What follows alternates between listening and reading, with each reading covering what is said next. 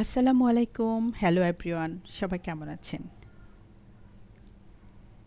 আসলে সন্তানদেরকে আমরা ছোট থেকে বড় করি। ওরা বড় হয়, ওদের নিজস্ব জগৎ হয়। তখন প্রত্যেকটা মায়ের জীবনে নেমে আসে নীরবতা। সেই নীরবতার জন্য কোনো প্রস্তুতি থাকে না। একটা ঘর খালি হওয়ার নীরবতা নয়, বরং বুকের ভেতর জমে ওঠা এক অদৃশ্য শূন্যতা। যখন তারা আর জিজ্ঞেস করে না, এটা করব তো? যখন আর মায়ের পরামর্শ খুঁজে না, যখন তারা শিখে যায় মায়ের বাইরে বাঁচতে।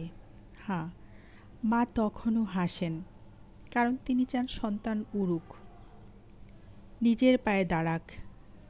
কিন্তু সত্য বলতে ভিতরে ভিতরে কিছুটা ভেঙে যায়।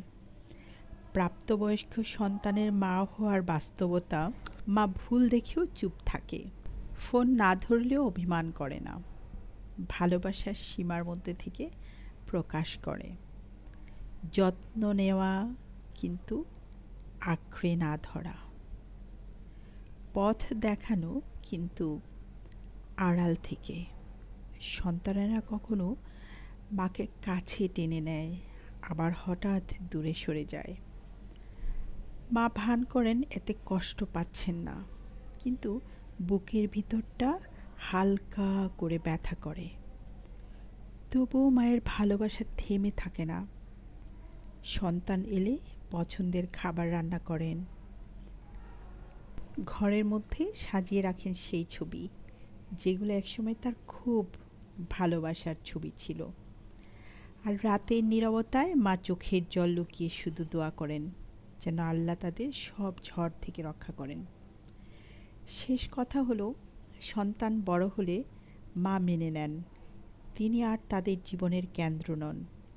তবুও ভালোবাসা একটু কমে না, কারণ কিছু ভালোবাসা ফিকে হয় না, শুধু শিখে নেয় অপেক্ষা করতে নীরবতায়।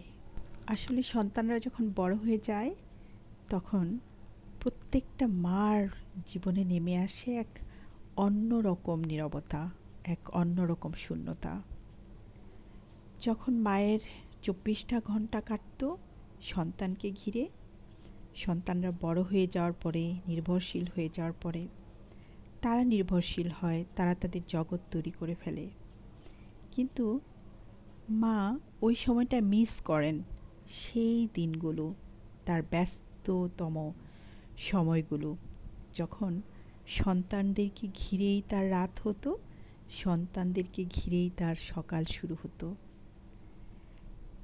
মায়েরা সময় পেতেন না এসব ভাবনার, কিন্তু সন্তান যখন স্বনির্ভর হয়ে যান, মায়ের শুধু দোয়া থাকে তার জন্য, আর অপেক্ষা।